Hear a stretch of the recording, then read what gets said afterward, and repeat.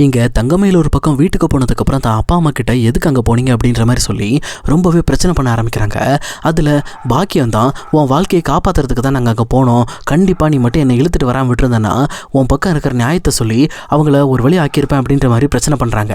அப்போ இதை கேட்டு தங்கமயிலும், இங்கே பாருமா, நான் இந்த வீட்டில் இருக்கணுமா வேண்டாமா, நீ இப்படிலாம் பண்ணிட்டு இருந்தால் நான் கண்டிப்பாக இந்த வீட்டில் இருக்க மாட்டேன், நான் கிளம்பிடுறேன் அப்படின்னு சொல்லிட்டு அவங்களும் வேக வேகமாக தன்னோட துணிமணியெல்லாம் பேக் பண்ண ஆரம்பிக்கிறாங்க. அப்போ இதை பார்த்துட்டு சுடர் தான் பயந்து போயிட்டு அக்கா துணிமணியை பேக் பண்ணுறா அப்படின்ற விஷயத்தை பற்றி சொல்கிறாங்க. அப்போ இதை கேட்ட மாணிக்கம் வேக வேகமாக ஓடி போய் இங்கே நம்ம தங்கமயில கொஞ்சம் சமாதானப்படுத்தி, நீ கவலைப்படாதம்மா, நான் அம்மா கிட்ட பேசிக்கிறேன், அவள் கண்டிப்பாக இனிமேல் மாப்பிள்ளை வீட்டில் போய் பிரச்சனை பண்ண மாட்டா அப்படின்ற மாதிரி இவர் ஒரு பக்கம் வாக்கு கொடுத்து தங்கமயில கூட்டிகிட்டு வராங்க. அப்போ பாக்கியம் தான், நான் இரடி பண்ணேன், உன் வாழ்க்கைக்கு நல்லது நடக்கணுங்கிறதுக்காக தானே நான் அவங்க கிட்ட பேச போனேன், அதுலேயும் குறிப்பாக அவங்க பண்ணிக்கிட்டு இருக்க தப்பெல்லாம் அவங்க மறந்துட்டு நம்ம தான் தப்பு பண்ணணும்னு சொல்லி நம்மளை மட்டுமே கார்னர் பண்ணுறாங்கல்ல, அதை வெளியில் கொண்டு வரதான் ட்ரை பண்ணேன் அப்படின்ற மாதிரி சொல்கிறாங்க. ஆனால் இதை கேட்ட தங்கமயிலும், இங்கே பாருமா, அந்த பிரச்சனை அவங்க என்னமோ பண்ணிட்டு போகிறாங்க, எனக்கே இந்த மாதிரி மாமா வேற ஒருத்தர் கூட சுற்றுறது எனக்கு தெரியும், அதை நான் கண்டுக்காமல் விட்டுறேன், இன்னும் 2 ஹியரிங்கில் எனக்கு கண்டிப்பாக டிவோர்ஸ் கிடச்சிரும், டிவோர்ஸ் கிடச்சதுக்கப்புறம் அவர் விருப்பப்பட்ட மாதிரி யாரை வேணாலும் கல்யாணம் பண்ணிக்கிட்டு எப்படியும் இருந்துட்டு போட்டு நான் என் குழந்தைய பார்த்துக்கிட்டு இந்த வீட்டில் நிம்மதியாக இருப்பேன், அதே நேரம் இந்த வீட்டை பார்த்துக்கிறதுக்கான வேலையை நானே பொறுப்பாக எடுத்துக்கிறேன் அப்படின்ற மாதிரி தங்கமயில் ஒரு பக்கம் தான் பிரச்சனையை தானே ஹேண்டில் பண்ணிக்கிறதா சொல்லி அமைதியாயிட்டு உள்ளே போய்ட்றாங்க. இப்படி இது ஒரு பக்கம் இருக்குன்னா இன்னொரு பக்கம் இங்கே பாண்டியனோட வீட்டில் கோமதியும், டே சரவணா, நீ எந்த பொண்ணு கூட போய் பேசிகிட்டு இருக்க அப்படின்ற மாதிரி ரொம்ப கேஷுவலாக கேட்குறாங்க. அப்போது இந்த பக்கம் சரவணன் பதற ஆரம்பிக்கிறாரு. அதே நேரம் சுற்றி இருக்கிற கதிரும் இன்னொரு பக்கம் அரசியும் தான், அது வேற யாராக இருக்கும், இந்த மாதிரி சும்மா கூட அண்ணன் யாரையோ பார்த்து பேசியிருக்கோம், அதுக்காக இவர் இப்படி பண்ணிட்டு இருக்காரு அப்படின்ற மாதிரி சரவணனுக்கு சப்போர்ட் பண்ணுவாங்க. அப்போ சரவணனும் தான் படித்த பொண்ணு கூட தான் ஒரு டைம் கோயிலில் மீட் பண்ணி பேசினேன் அப்படிங்கிற விஷயத்த சொல்கிறாங்க. இதை கேட்டுட்டு இதை வச்சு இவர் இவ்வளோ பெரிய பிரச்சனை பண்ணுவார் எனக்கு தெரியாமல் போயிடுச்சு அப்படின்ற மாதிரி அவர் ஒரு பக்கம் அவர் சைடில் இருக்க நியாயத்தை சொல்லிட்டு இருக்காரு. ஆனால் இதை கேட்ட கோமதியும் பாண்டியனும், அப்போனா நம்ம பையன் மேலே எந்த தப்பும் கிடையாது, அவன் சும்மா ஒரு பொண்ணுகிட்ட பேசிட்டு இருந்திருக்கான், அதை வச்சு ஒரு பிரச்சனையை கிளப்பலான்னு சொல்லி ட்ரை பண்ணியிருக்காங்க அப்படின்ற மாதிரி இவங்க ஒரு பக்கம் பயங்கரமாக காண்டாயிட்டு இருக்காங்க. ஆனால் இப்படி இந்த விஷயம் நடந்துட்டு இருக்கும்போது சரவணனோட முகம் ஒரு மாதிரி லைட்டாக சேஞ்ச் ஆக ஆரம்பிக்குது. அப்போது இதை கவனிச்சிட்டு இருக்க ராஜுக்கு இந்த விஷயம் ஓரளவுக்கு தெளிவாக புரிய ஆரம்பிக்குது. பட் இருந்தாலும் நம்ம மீனா அக்கா கிட்ட தெளிவாக பேசிடுவோன்னு சொல்லிட்டு அவங்க டேரெக்டாக இங்கேருந்து வெளியில் கோச்சிங் சென்டர் போகும்போது மீனாக்கு கால் பண்ணி, அக்கா இன்னைக்கு வீட்டில் என்ன நடந்துச்சு தெரியுமா அப்படின்ற மாதிரி வீட்டில் நடந்த பிரச்சனைகளை பற்றி மீனா கிட்ட சொல்கிறாங்க. அப்போ இதை கேட்டு அவங்களும் செம்ம சாக்கோட, என்ன ராஜி சொல்கிற, அப்போனா தங்கமயிலோட அம்மா அப்பா வந்து இங்கே பயங்கரமாக சண்டை போட்டாங்களா, மயிலக்கா தான் வந்து சமாதானப்படுத்தி கூட்டிகிட்டு போனாங்களா அப்படின்ற மாதிரி கேட்குறாங்க. அதுக்கு ராஜியும், ஆமாங்க்கா, அவங்க மட்டும் வரலன்னு வச்சுக்கேன், பயங்கரமாக பிரச்சனை பெருசாக இருக்குங்க்கா அப்படின்ற மாதிரி ராஜி பேசிகிட்டு இருக்காங்க. அப்போ இதையெல்லாம் கேட்டுட்டு இங்கே நம்ம மீனாவும், நீ கவலைப்படாத, கண்டிப்பாக எப்படி இருந்தாலும் தங்கமயிலக்கா மாசமாக இருக்கிற விஷயம் வெளியில் தெரிய வந்துடும், அது தெரிய வந்துச்சுன்னா நம்ம அத்தை மாமா சும்மா இருக்க மாட்டாங்க, மறுபடியும் சரவணனோட தங்கமயில சேர்த்து வைக்க வாய்ப்பு இருக்குது அப்படின்ற மாதிரி சொல்கிறாங்க.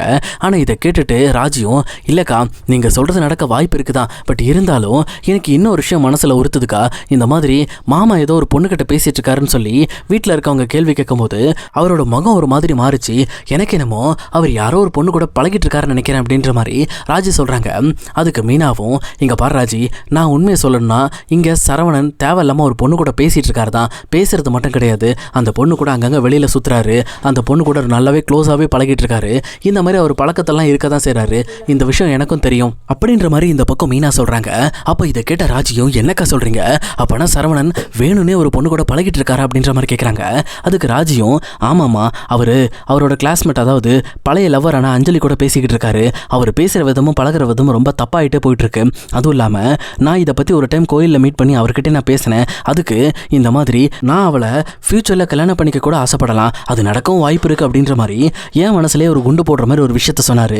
இதை கேட்ட உடனே எனக்கு தெரிஞ்சிருச்சு, சரவணன் கொஞ்சம் கொஞ்சமாக இங்கே அஞ்சலியோட பேச்சைக்கிட்டு அவங்க சைடாக மாறிக்கிட்டு இருக்காங்க, இந்த விஷயம் கண்டிப்பாக தங்கமயிலையும் சரவணனையும் ஒன்றா சேர விடாது, நானும் இதை தடுக்க ட்ரை பண்ணேன், ஆனால் இது தடுக்க முடியாத ஒரு பெரிய விஷயமா இருக்குது, எனக்கும் என்ன பண்ணுறதுன்னு தெரியல, மயிலக்காவோட நிலைமை வேற நாளுக்கு நாள் ரொம்ப மோசமாயிட்டே இருக்குது, அவங்களும் எல்லா விஷயத்தையும் எப்படி தனியால் சமாளிக்க முடியும், அது ரொம்பவே கஷ்டமான விஷயம் அப்படின்ற மாதிரி மீனா ஒரு பக்கம் மயிலை பற்றியும் மயிலோட சுற்றி அவங்க வாழ்க்கையில் நடக்கிற பிரச்சனைகளை பற்றியும் எடுத்து சொல்கிறாங்க ராஜுக்கிட்ட. அப்போ இதையெல்லாம் கேட்ட ராஜுக்கு ரொம்ப வருத்தமாக இருக்குது, இந்த விஷயத்தை யார்கிட்ட சொல்லலாம் அப்படின்னு சொல்லிட்டு ரொம்பவே மன கசப்போடையும் ஒரு மாதிரி மன வலியோடையும் சுற்றிக்கிட்டு இருக்காங்க. அப்போ கதிர் தான் ராஜுக்கிட்ட வந்து, எங்கள் பாரு ராஜி, நீ 2 நாளா உன் முகமே சரியில்லை, எனக்கு நல்லாவே தெரியுது. நீ ஏதோ ஒரு விஷயத்த மறைக்கிறேன்னு மட்டும் எனக்கு தெரியுது. என்ன விஷயம்னு என்கிட்ட சொல்லு. நீ சொல்கிற விஷயத்த கண்டிப்பாக நான் யாருக்கிட்டையும் சொல்ல மாட்டேன். அந்த பிரச்சனையை சால்வ் பண்ணுறதுக்கு என்னால் முடிஞ்ச உதவியை நான் உனக்கு பண்ணுவேன் அப்படின்ற மாதிரி இங்கே ராஜுக்கிட்ட இவர் கேட்டுட்டு இருக்காரு. அப்போ இதை கேட்டுட்டு ராஜியும் இவங்க கிட்ட சொல்லலாமா வேண்டாமா அப்படின்ற மாதிரி குழப்பத்தோடு இருக்காங்க. பட் இருந்தாலும் நான் கொஞ்சம் ஃப்ரீ ஆகணும், என் மைண்டு ஃப்ரீ ஆச்சுன்னா கண்டிப்பாக என் மனசில் இருக்க விஷயத்த நான் கதிர்கிட்ட சொல்லிடுவேன்னு சொல்லிட்டு ஒரு காஃபி ஷாப்புக்கு போகலாம் அப்படின்ற மாதிரி சொல்கிறாங்க.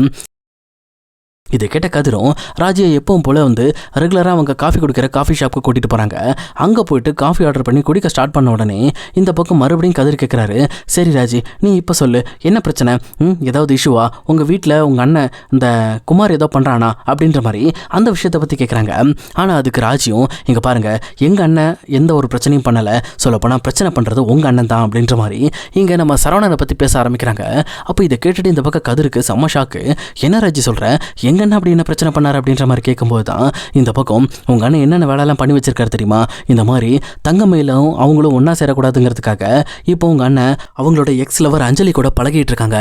பழகினது மட்டும் இல்லாமல் அங்கங்கே வெளியில் போயிட்டு வர்றது, கோயிலுக்கு போகிறது, ஜூஸ் கடைக்கு போகிறது, அங்கே இங்கேன்னு சொல்லி ஊரெல்லாம் சுற்றிக்கிட்டு இருக்காங்க அப்படின்ற மாதிரி அந்த விஷயத்தை பற்றி சொல்கிறாங்க. அப்போ இதை கேட்டுட்டு இந்த பக்கம் கதிருக்கு செம்ம ஷாக்கு. என்ன ராஜி சொல்கிற? அப்போனா அண்ணன் அந்த ஒரு பொண்ணுக்கிட்ட பழகிட்டு இருக்கிறது சாதாரண விஷயம் இல்லையா? உண்மையிலுமே அந்த பொண்ணு கூட சேர்ந்து வாழணும் தான் பழகிட்டு இருக்கா அப்படின்ற மாதிரி கதிர் ஷாக் ஆகிட்டு இருக்காங்க. அதே நேரம் ராஜி அதுக்கப்புறம் மேலே பேச ஆரம்பிக்கிறாங்க. இங்கே பாருங்க, அவங்க அப்படி பழகிறது அது அவங்களோட பர்சனல் விஷயம், அதில் நம்ம தலையிடக்கூடாது தான். பட் இருந்தாலும் தங்கமயிலக்காவை அவங்க கல்யாணம் பண்ணியிருக்காங்க. அதுவும் இல்லாமல் இப்போ மயிலக்கவர் கர்ப்பமாக இருக்காங்க அப்படின்ற மாதிரி சொல்கிறாங்க. இதை கேட்ட கதிருக்கு செம்ம ஷாக்கு. என்ன ராஜி சொல்லிட்டு இருக்க? அவங்க கர்ப்பமாக இருக்குன்ற விஷயம் உனக்கு எப்படி தெரியும் அப்படின்ற மாதிரி கேட்கும்போது இந்த பக்கம் ராஜியும் தங்கமயில் தாங்கிட்ட எல்லா சொன்ன விஷயத்தையும் சொல்லி இந்த பக்கம் கதிரை கன்வின்ஸ் பண்ண ட்ரை பண்ணுறாங்க. அதாவது தங்கமயிலக்காவை நம்ம எப்படியாவது சரவணன் கூட சேர்த்து வைக்கணும். இந்த மாதிரி மயிலக்கா வயிற்றில் வளர்கிற குழந்தை தன்னோட குழந்தை இல்லைன்னு சொல்லி இந்த மாதிரி சரவணன் மாமா மயிலக்காவை கோயிலில் வச்சு பேசி ரொம்பவே ஹர்ட் பண்ணிட்டாங்க. இது ரொம்பவே தப்பான விஷயம். நாம தான் எப்படியாவது சரவணன் மாமாவுக்கு புரிய வச்சு தங்கமயிலையும் சரவணனையும் ஒன்று சேர்க்கணும் அப்படின்ற மாதிரி இவங்க பேசிகிட்டு இருக்காங்க. அப்போது இந்த மாதிரி விஷயங்கள் எல்லாத்தையும் கேட்டுட்டு இங்கே கதிருக்கு செம்ம ஷாக்கு. அவரும் ரொம்ப கோபத்தோட நான் டேரெக்டாகவே என் அண்ணன்ட்ட போய் பேச போகிறேன் அப்படின்ற மாதிரி கிளம்ப ஸ்டார்ட் பண்ணுறாங்க. ஆனால் ராஜி தான், இங்கே பாருங்கள், இந்த விஷயத்தை யாருக்கிட்டையும் சொல்லக்கூடாதுன்னு மயிலக்கா என்கிட்ட சத்தியம் வாங்கியிருக்காங்க. பட் இருந்தாலும் நீங்கள் என்னோட ஹஸ்பண்ட் அப்படின்றதுனால உங்ககிட்ட நான் எதையும் மறைக்கக்கூடாதுன்னு தான் சொல்லிட்டேன். இந்த விஷயத்தை நமக்குள்ளே வச்சுக்கோங்க. நம்ம மறைமுகமாக மயிலக்காக்கு ஹெல்ப் பண்ணுவோம். அவங்க குடும்பத்தில் வேணால் அவங்கள ஏமாற்றி இந்த குடும்பத்துக்கு கல்யாணம் பண்ணி கொடுத்துருக்கலாம். ஆனால் இப்போ அந்த குடும்பம் அப்படி இருந்தாலும் மயிலக்கா ரொம்ப நல்லவங்க. அவங்கள சரவணன் மாமா கூட சேர்த்து வைக்கிறதுக்கு நம்மளால் முடிஞ்ச விஷயங்களை நம்ம பண்ணுவோம் அப்படின்ற மாதிரி இந்த பக்கம் இவங்க ஒரு பக்கம் சொல்லிட்டு இருக்காங்க. அப்போ இதை கேட்ட கதிரும், ஆமாராஜி, நீ சொல்கிறது சரிதான். சொல்லப்போனால் முதல்ல அண்ணனை அவங்களோட எக்ஸ் லவர்ட்ட இருந்து நம்ம பிரிக்கணும், அவங்க கூட பழக விடாமல் நம்ம தடுக்கணும். அப்படிலாம் பண்ணாதான் இங்கே சரவணன் மாமா மறுபடியும் தங்கமயிலை பற்றி யோசிக்கிறதுக்கான டைம் கிடைக்கும், நேரம் கிடைக்கும். ஏன் அவங்க கூட சேர்றதை பற்றி கூட அவர் யோசிக்க வாய்ப்பு இருக்குது அப்படின்ற மாதிரி அந்த விஷயத்தை பற்றி சொல்கிறாங்க. அப்போ ராஜியும், நீங்கள் அந்த சைடு பார்த்துக்கங்க, நான் இந்த பக்கம் மயிலக்காவை கன்வின்ஸ் பண்ணுறதுக்காக என்னால் முடிஞ்ச உதவிகளை நான் பண்ணுறேன். அதுவும் மீனாக்கா கிட்ட நான் இதை பற்றி நான் ஹெல்ப் கேட்டேன் அப்படின்னா கண்டிப்பாக அவங்க எனக்கு ஹெல்ப் பண்ணுவாங்க. எப்படியாவது தங்கமயில மறுபடியும் இந்த வீட்டுக்குள்ளே கொண்டு வர்ற ப்ராஜெக்டை நாம் கையில் எடுத்துக்குவோம். அவங்க இந்த வீட்டுக்குள்ளே வந்தாலே எல்லாமே சரியாக போயிடும். அதுவும் இல்லாமல் இங்கே அத்தை மாமாவுக்கு கண்டிப்பாக மயிலோட வயிற்றில் இந்த குடும்ப வாரிசு வளருது அப்படிங்கிறத தெரிஞ்சுக்கிட்டாங்கன்னா அவங்களே இவங்க 2 பேரையும் ஒன்று சேர்த்து வச்சு நல்லபடியாக வாழ்றதுக்கான வழிகளை ஏற்படுத்தி கொடுத்துருவாங்க. அதனால இதுக்கு நாம தான் பிள்ளையார் சொல்லி போட்டு இந்த விஷயத்தை ஸ்டார்ட் பண்ணோம் அப்படின்னு சொல்லிட்டு இவங்க ஒரு பக்கம் தங்கமயிலையும் சரவணையும் சேர்க்க களத்தில் இறங்குறாங்க. இப்போ இவங்க இறங்குறதுனால ஏதாவது மாற்றங்கள் நடக்க வாய்ப்பு இருக்கா? இல்லை அப்படின்னா சரவணன் எடுத்தது தான் முடிவுன்னு சொல்லி தங்கமயிலை விட்டுட்டு, அதாவது அவங்கள டிவோர்ஸ் பண்ணிட்டு அஞ்சலோட சேர்ந்து வாழ ட்ரை பண்ண போறாரா அப்படிங்கிறத இனி வரப்போகிற எபிசோடில் நம்ம கண்டிப்பாக வெயிட் பண்ணி பார்க்கலாம் காய்ஸ்.